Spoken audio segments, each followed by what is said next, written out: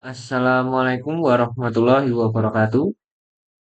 Perkenalkan, nama saya Sakti Indra Hiradewa dengan NIM 2311549. Saya akan mempresentasikan hasil analisis data IoT pada sistem Smart Office. Pada studi kasus kali ini berfokus pada efisiensi sebuah ruang kantor yang dilengkapi dengan tiga sensor utama, yaitu kehadiran, okupansi, suhu, dan intensitas cahaya. Nah, tujuan utama dari analisis ini bukan hanya sekedar melihat angka, melainkan untuk mengubah data sensor tersebut menjadi strategi konkret untuk efisiensi energi dan pengoptimalan fasilitas kantor. Kita akan melihat bagaimana perilaku manusia di dalam ruangan berdampak langsung pada lingkungan fisik kantor kita. Nah, sebelum masuk ke inti analisa, kita akan lihat dataset yang digunakan. Datasetnya bernama Smart Office IoT. Ini adalah datasetnya mencatat aktivitas log harian di ruangan A. Data yang kita miliki mencakup ada timestamp, room ID, okupansi, yaitu jumlah orang yang berada di ruangan, temperatur, yaitu suhu ruangan dalam derajat Celcius, dan light adalah intensitas cahaya dalam satuan lux. Data ini telah dibersihkan dan diproses untuk melihat tren per jam serta hubungan antar variabel. Ya, kita langsung masuk ke poin pertama, yaitu tren kehadiran dan pola penggunaan. Sebelum itu, kita menyiapkan data dulu. Kita akan mengimport library-nya, lalu mempersiapkan data. Saya sudah upload di sini. Nah,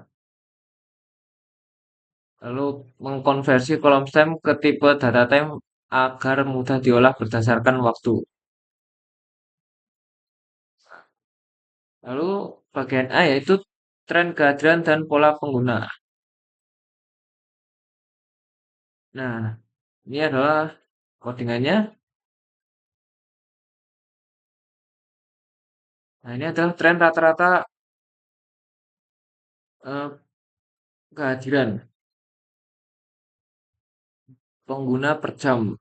Pada jam sibuk, ini terjadi pada jam 11 dan paling sepi yaitu pada jam 8 dan jam 2. Oke. Hal ini menunjukkan bahwa setiap aktivitas pagi dimulai secara bertahap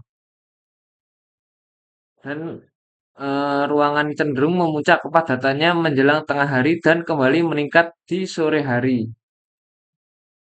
Namun kita melihat adanya penurunan aktivitas yang tidak biasa pada jam-jam tertentu, seperti pukul 2 yang memberikan kita peluang untuk menghematan energi. Ini adalah jam paling sibuk dan paling sepi. Lanjut ke bagian B yaitu analisis korelasi suhu dan okupansi. Apakah keberadaan manusia benar-benar mempengaruhi suhu ruangan secara signifikan? Eh, Jawabannya, hasil perhitungan menunjukkan koefisien korelasi Pearson sebesar 0,6. Dalam statistik, angka ini menunjukkan hubungan positif dengan kekuatan sedang. Secara sederhana, data membuktikan bahwa setiap penambahan jumlah orang di ruangan diikuti oleh kenaikan suhu. Hal ini disebabkan oleh kalor tubuh yang dilepaskan manusia. Meskipun sedang, korelasi ini menjadi bukti kuat bahwa sistem pendinginan ruangan tidak boleh disetel secara statis, melainkan harus dinamis mengikuti jumlah orang. Oke, selanjutnya bagian C. Itu rekomendasi dan audit energi. Yang pertama, ini adalah kodiannya. Ini menghitung rata-rata hunian dan suhu per jam sebagai basis data. Itu digubah per hour dan dihitung mean atau rata-ratanya. Lalu menentukan ambang batas jam kepadatan rendah kurang dari 4 orang. Lalu eh, dihitung ditampilkan buktinya dan ini adalah membandingkan penggunaan lampu saat kondisi minimum versus rata-rata. Ini adalah low occupancy light yaitu saat orang eh, saat kurang dari sama dengan 2 orang di ruangan. Lalu logika pengambilan keputusan berdasarkan rasio beban cahaya. Nah, oke, kita langsung baca datanya. Pertama mengenai AC, data menunjukkan pada jam 8, jam 2, dan jam 5, okupansi berada di bawah 4 orang dengan suhu relatif rendah. Maka penggunaan AC bisa diturunkan intensitas pada jam-jam tersebut. Jadi kurang efisien untuk penggunaan AC. Untuk penggunaan lampu,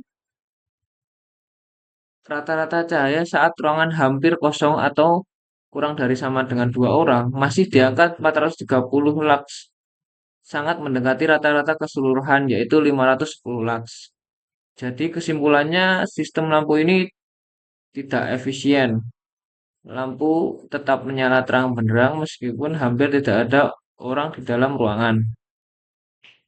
Nah, lalu ada 3 rekomendasi yang bisa saya berikan, yaitu bisa sistem HVAC cerdas, yaitu mengimplementasikan smart thermostat karena korelasi suhu dan orang cukup kuat, yaitu 0,6. AC harus disetel otomatis untuk bekerja optimal hanya jika pengguna ruangan berjumlah 4 orang atau lebih. Lalu rekomendasi kedua adalah manajemen waktu otomatis. Lakukan otomatisasi yaitu standby mode pada jam beban rendah yang sudah kita identifikasi tadi jam 8, jam 2, dan jam 5.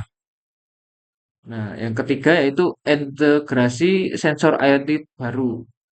Pemasangan sensor PIR untuk gerak dan LDR untuk cahaya matahari sangat mendesak. Data membuktikan bahwa tanpa sensor ini, pemborosan listrik pada lampu akan terus terjadi. Demikian hasil analisis Smart Office ini. Dengan data, kita bisa lebih nyaman, bekerja lebih nyaman sekaligus lebih hemat energi. Oke, terima kasih. Assalamualaikum warahmatullahi wabarakatuh.